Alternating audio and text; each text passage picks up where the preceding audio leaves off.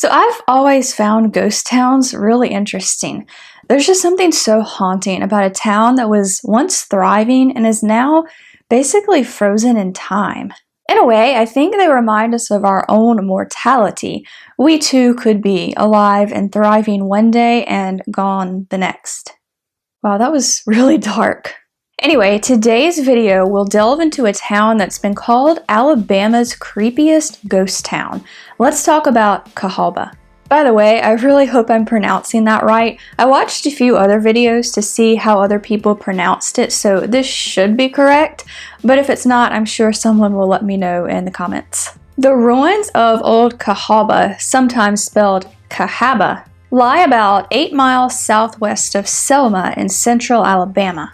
The word Cahaba is thought to have Native American origins, but we're not really sure just what it means. Cahaba was Alabama's first capital after it officially became a state in 1819. Despite its status as a capital, it was pretty underdeveloped for the first few years, and it wasn't exactly an ideal place to live, let alone have your capital city. The city's low elevation made it prone to flooding, and it also had an unusually high mosquito population. In 1826, the capital was moved to Tuscaloosa, and a lot of people left Cahaba in the ensuing weeks. In 1846, the capital was moved to Montgomery, where it still is today.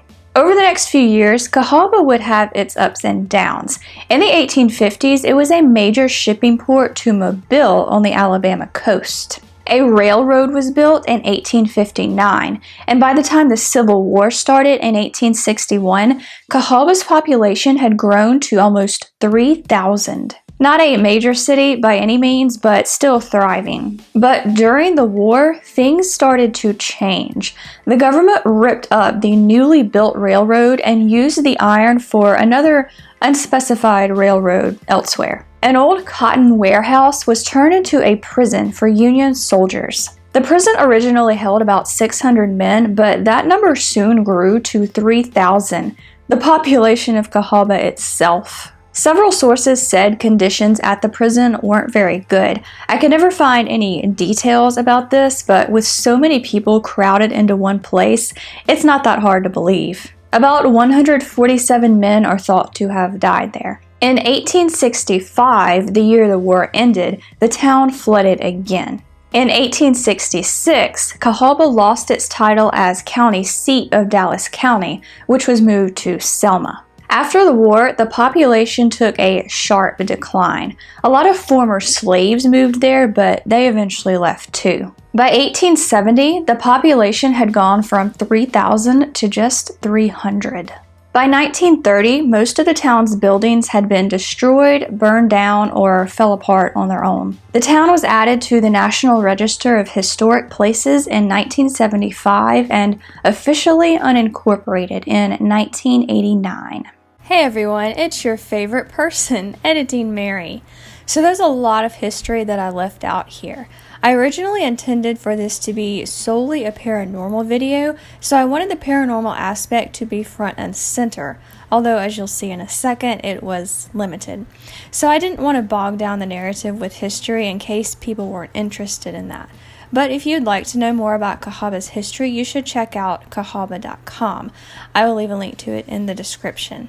Thanks, and back to the video. So for a town with this much rich, dark history, there really aren't that many ghost stories. In fact, before we get into the hauntings, I want to share a couple of stories associated with Cahaba that are pretty dark but don't have any hauntings attached to them. The first is the story of John A. Bell, who was killed in a shootout on Cahaba's main street on May 23, 1856. There were multiple people involved in this shootout, but as far as I could find, Bell and his father were the only people killed. According to the website Rural Southwest Alabama, the survivors of the shootout went on trial but were acquitted. Needless to say, the Bell family was not happy about this. John A. Bell's gravestone reads, "No murderer hath eternal life abiding in him." The second story is the Sultana disaster. Remember those 3,000 soldiers in the cotton warehouse turned prison?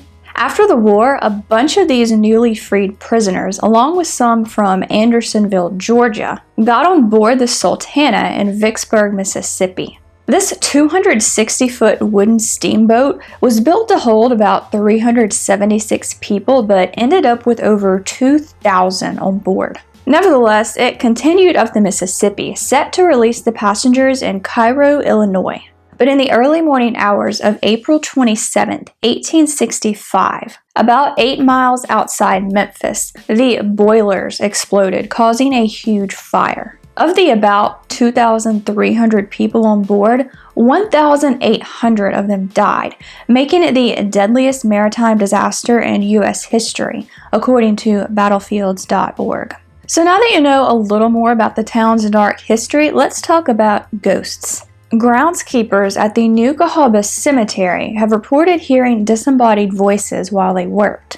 Because John A. Bell is buried here, I do wonder if some of that can be attributed to his ghost, but nobody seemed to know for sure. School groups have claimed to have recordings of unusual sounds, and others say they've captured unexplained lights or shadows in photographs. Another site that's reportedly haunted is the Barker House. This mansion was built in 1860 by Stephen Barker and contains slave quarters behind the house. After people started leaving the town in the 1870s, the house was bought by Samuel McGurty Kirkpatrick. It burned in 1935 and was later rebuilt, but today it's in pretty bad condition. The only people usually let inside are paranormal investigators. Reports from said investigators include a ball rolling across the floor on its own and a stuffed animal appearing to communicate with something else in the room, though I'm not sure of the details surrounding that.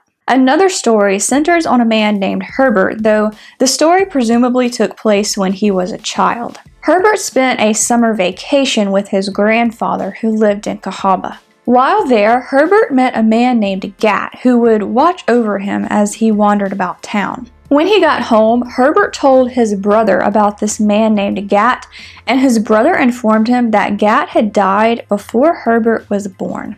But the most well-known haunting in Cahaba seems to be Pegue's ghost. Colonel Christopher Claudius Pegues was the leader of the 5th Alabama Regiment and was mortally wounded leading a charge at the Battle of Seven Pines in Virginia in May 1862. He died from his wounds 2 months later on July 15th. As the story goes, a couple was walking behind Pegues' home in the spring of 1862. As they walked, they spotted a ball of light, sometimes referred to as a will-o'-the-wisp. They tried to touch it, but their hands went right through it.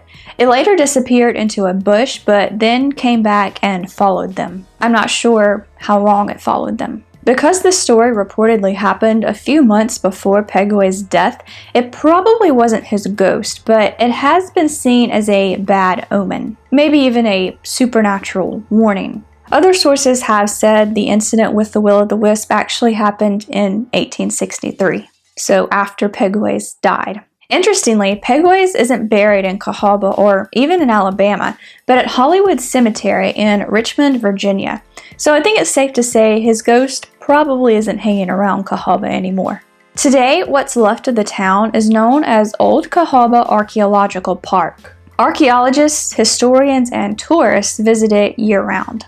In 2008, the Cahaba Foundation was established. Their mission is to secure private financial support from individuals, corporations, and foundations for the State Historic Park at Old Cahaba. As of April 30th, 2020, the park's visitor center is closed and all events have been canceled through May 30th as a result of the current pandemic. According to Cahaba's Facebook page, Alabama is currently undergoing a phased reopening strategy. I will link that Facebook page below in case you're watching this in the future and want more up-to-date information on what's open and what's not. So that's all I have for you today on Old Cahaba. Frankly, I'm even more skeptical of these ghost stories than I usually am. You would think there would be more specific stories of ghosts of people who died in the city's prime, but there just aren't that many. But of course, I would love to know your thoughts. Do you think Cahaba is haunted, and have you ever been there, or would you like to go someday? Let me know in the comments. If you enjoyed this video, be sure to like and share it. And for more dark content, I hope you'll consider subscribing and hitting that bell. Thanks for watching, and have a creepy day. Bye, guys.